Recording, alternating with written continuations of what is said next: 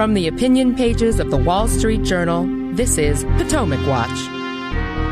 The first trial stemming from the John Durham investigation begins as billionaire Jeff Bezos picks a fight with the White House on corporate taxation. Welcome, I'm Kyle Peterson with the Wall Street Journal. We're joined today by my colleagues, columnists Kim Strassel and Joe Sternberg. The trial opened on Monday in the Federal District Court in Washington, D.C. for Michael Sussmann. He's the former lawyer for the Hillary Clinton campaign who has been charged with lying to the FBI. That charge was brought by Special Counsel John Durham, who is investigating the origins of the Russia probe into President Trump. Kim, you've been following this story from the beginning, so maybe the place to start is just, could you remind us of some of the details here and give us a sense of what to expect as the trial unfolds? Sure. So this is a trial of Michael Sussmann, and he is an attorney at Perkins Coie. Just to remind everyone, this is the law firm that was hired by the Democratic National Committee and the Hillary Clinton campaign to look into Donald Trump's history during the 2016 election. They in turn hired an Oppo research firm called Fusion GPS, which in turn commissioned the infamous Steele dossier and also collected some other allegations. It's those other allegations that are now at issue here that had to do with claims that Trump had some sort of secret server connection with a Russian bank. And Sussmann was instrumental in delivering those to the FBI. He came and handed them over to then FBI General Counsel.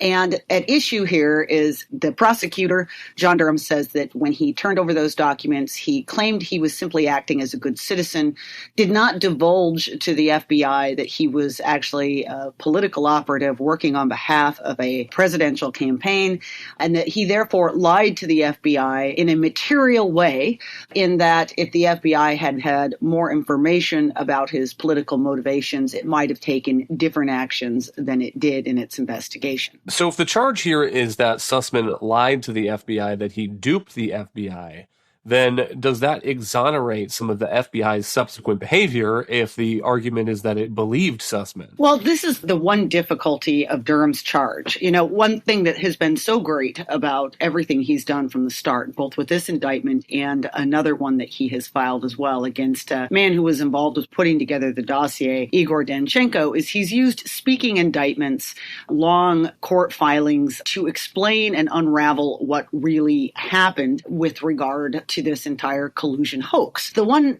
problem of the way that he's gone about this, though, and his decision to charge this one lawyer with a lying to the FBI charge, is that by necessity, you have to claim that the FBI was essentially duped. And one problem with that, just from a broader narrative, is that it's very clear increasingly that the FBI was pretty aware of exactly what was going on and rushed ahead anyway, that it was complicit in some very bad judgment. And indeed, Sussmann's lawyers are going to argue that. They're going to claim that hundreds of people at the FBI knew exactly who Sussmann was and exactly who he was connected to. It may not matter so much in terms of the trial because the question is materiality.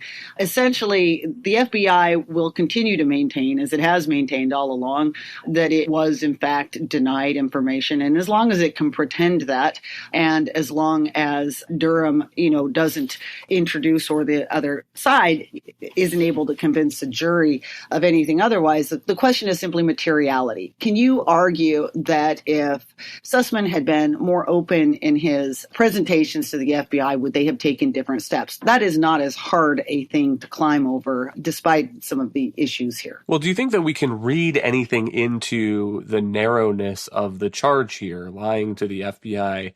And what would you say to people who are wondering why Durham hasn't brought bigger charges, conspiracy charges, things that would speak to the broader allegations of what went on here in this 2016 campaign? There are a lot of critics of Durham, especially on the right, who really have felt let down, especially in light of all of the evidence that he's brought in this incredible operation that was very widespread and ranged across the Clinton campaign, Fusion, this law firm, all the way down to this analyst at the Brookings Institute that ended up being one of the feeds for the dossier. that he hasn't gone further and done a broader conspiracy charge. Here's the problem. Conspiracy can be a pretty hard thing to actually get across the line in a court. And if Durham had actually gone after some really big names, there were a couple of risks. One, that this would have caused a kind of political feeding frenzy, and a lot of the media would have immediately written it off as a partisan exercise. And then, potentially compound that with a court loss that would just make it all the much easier for critics in the press to just say his entire effort and his entire narrative that he has finally put out there for the people had been debunked by that court loss. I think the stakes here are a little lower. I actually wrote last week, I argued that he's already won in that he was assigned by Attorney General Bill Barr to look into this and explain to the American public what happened, and he's largely done that. Obviously, it matters if he wins or loses here simply from the court perspective, but from the broader point about this hoax, he's already provided the country a great deal of very crucial information. So what do we expect next from the Durham special counsel investigation? And I grant that he does not provide a lot of clues. He doesn't talk to the press. He seems to go about his business methodically and quietly. But is there a chance of more charges potentially? Or do you think that at the end of this, to your point about explaining all of this that went on in the 2016 campaign, some of that he can do through these talking indictments, but do you think that we are going to get some kind of Durham report that will lay out all the information, everything he has found, whether or not he can put that into charges, conspiracy charges, or whether or not there's anybody else that he can go after for lying to investigators? Well, that to me is going to be the really interesting aspect of this trial over the coming weeks, is that we'll probably get some more information, at least to the question of whether or not there might be more charges. There's going to be a lot that comes out in this trial, including potentially information that we haven't seen yet, new details, new facts, the way in which his team questions and cross-examines different witnesses on the stand, because there's going to be some pretty big names also coming up on this trial. For instance, there are rumors that he is likely to call Robbie Mook, who was Hillary Clinton's campaign manager. There will be Perkins lawyers up. There's going to be a Fusion GPS employee who's sitting on the stand. So we may get a better sense about charges. But in terms of a report, I think that's a really good point. The special counsel law actually requires prosecutors at the end of engaging in a special counsel probe to put together a report which is submitted to the Attorney General. So I don't think that there's any question that this will end up in some sort of report. The question will then be whether or not Attorney General Merrick Garland accedes to what will be an inevitable demand by the public and Republicans to make that report public. Well, to my mind, Kim, I don't know about you, I think it would be very hard for the Attorney General to resist those calls.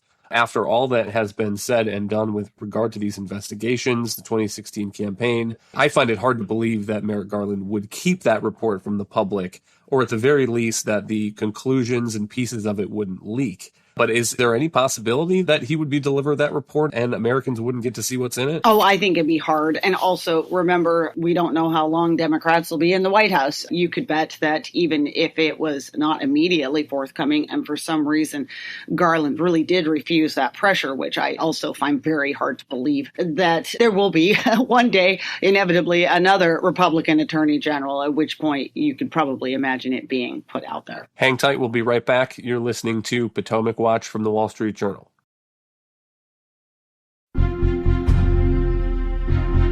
From the opinion pages of the Wall Street Journal, this is Potomac Watch. Welcome back. Amazon founder Jeff Bezos, who is the world's second richest man, at least while we wait for Tesla stock to drop a little bit more, has picked a fight this week with the White House on inflation and corporate taxation. Here's a tweet from Joe Biden's account, though I doubt that Joe Biden was the one tapping this out. He said, "You want to bring down inflation? Let's make sure the wealthiest corporations pay their fair share." To which Bezos replied, "The newly created disinformation board should review this tweet, or maybe they need to form a new non sequitur board instead. Raising corporate taxes is fine to discuss. Taming inflation is critical to discuss. Mushing them together is just misdirection," unquote.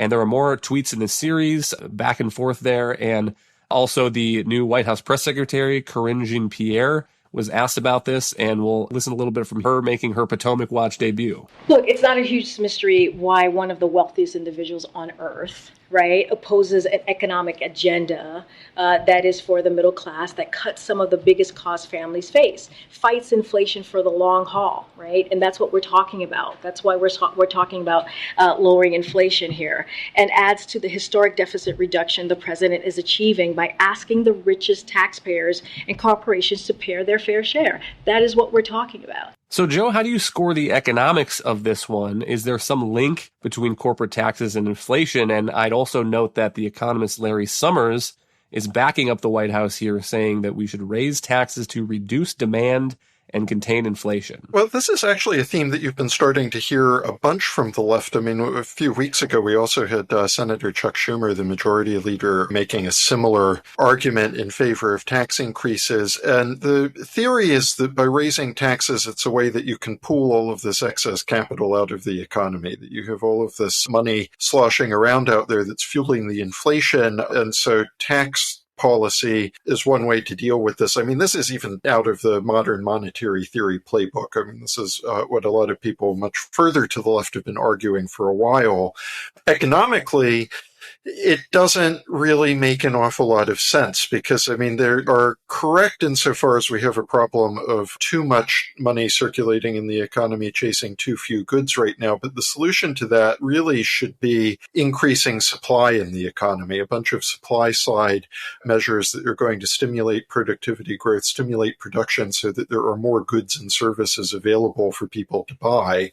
And we have ample history in economics going back decades that tax increases are exactly the wrong way to do that. But a couple of thoughts that I had that just looking at this, trying to make sense of how this would work even mechanically. The first of them is that economists generally say that the corporate tax is paid by workers in the form of their lower wages. And so if Summers, Joe, is talking about reducing demand to contain inflation, is that the demand that he means? Essentially, Biden has said he wasn't going to raise taxes on anybody making, I think, over $400,000 a year.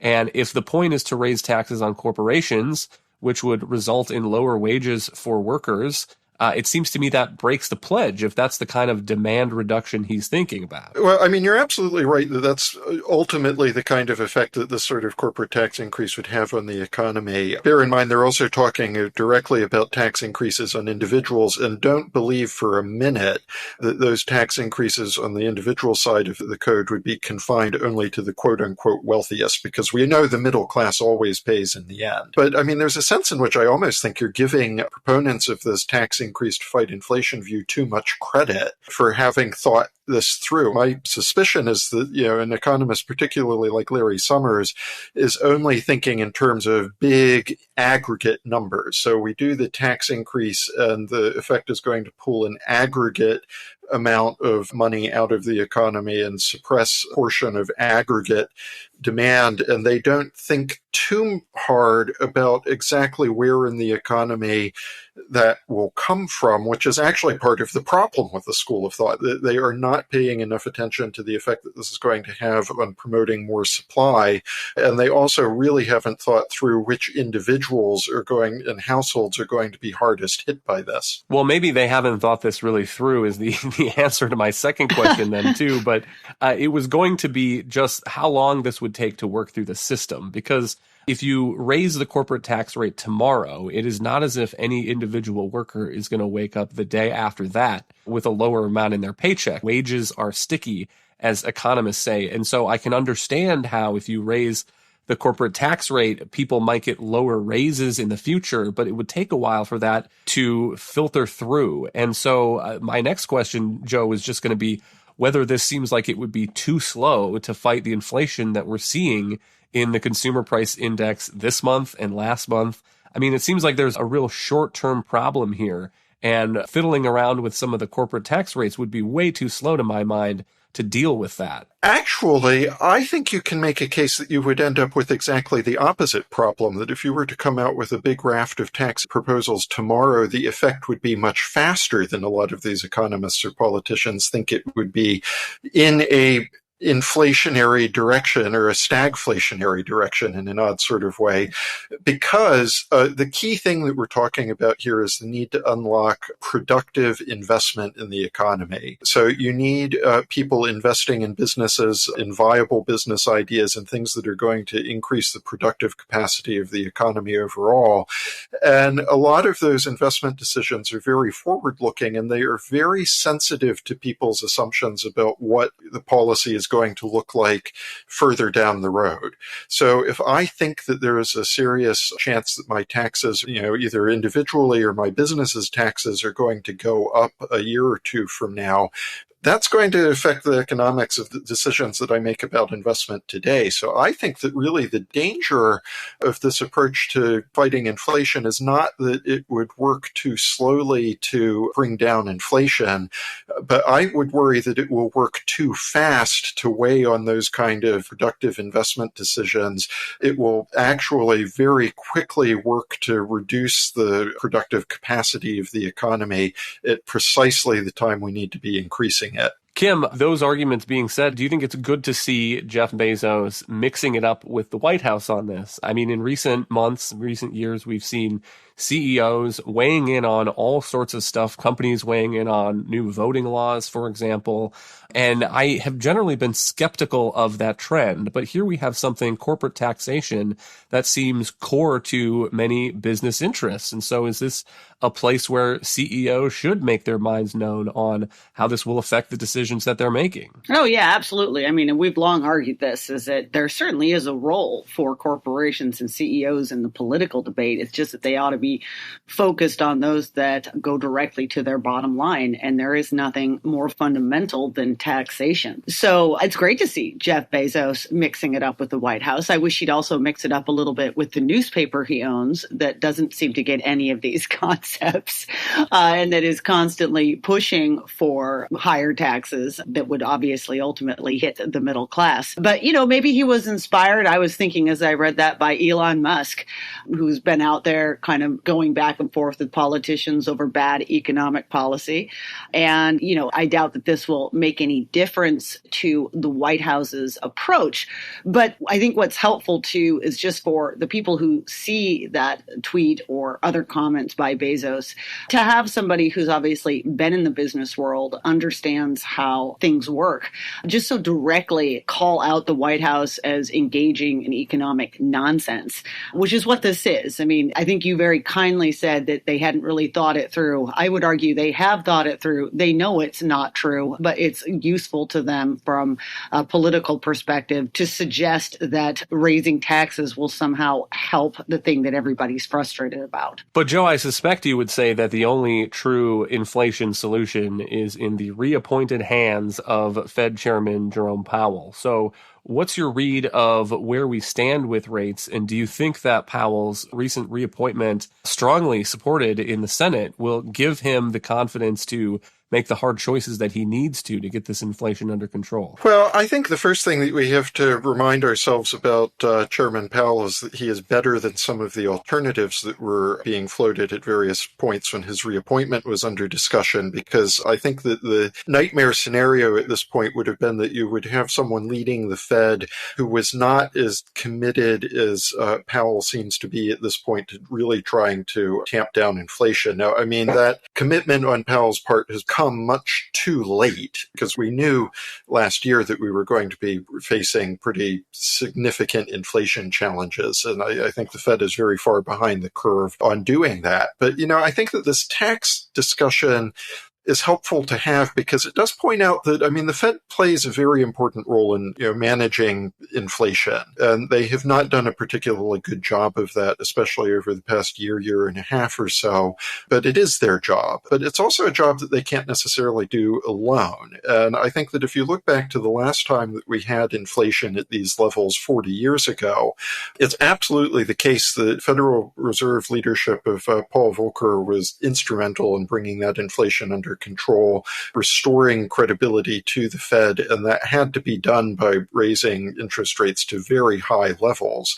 But there was also a component from the president and Congress, especially after Reagan was elected, where they were trying to unstick the supply side of the economy and having this argument about how could you do tax reform and deregulation that would increase the productive capacity of the economy, the ability to supply new goods and services that would be of value to people. And that also was a crucial half of the success fighting inflation in that era. And we really should be having a conversation about what Congress and the White House could and should be doing to help the Fed now. But in the meantime, the longer this inflation goes on, it seems to me the more bad ideas are getting floated to try to control it. And I will point to our lead editorial today. There is a bill that has been introduced by Democrats, including Senator Elizabeth Warren, that says that companies with $100 million or more in revenue would be prohibited from selling goods or services, quote, at an unconscionably excessive price,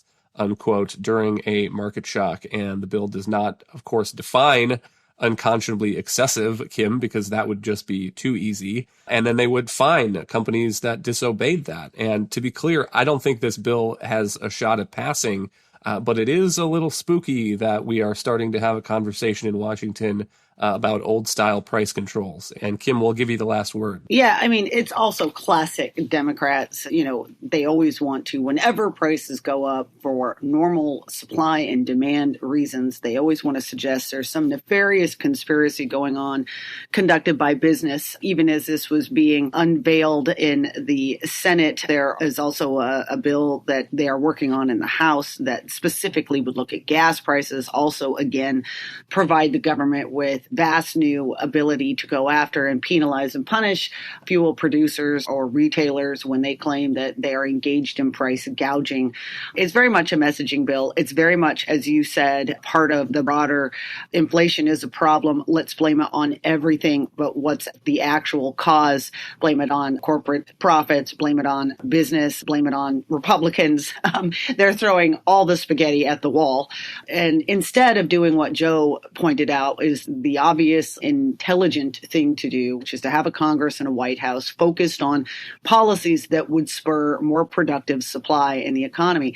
And the problem is that solution, which has worked in the past and could work again here now, is simply anathema to this Democratic Party. And so instead, they're left with all these other false targets. Thank you, Kim and Joe. Thank you all for listening. You can email us at pwpodcast@wsj.com. If you like the show, please hit that subscribe button on your favorite podcast app, and we'll be back tomorrow with another edition of Potomac Watch.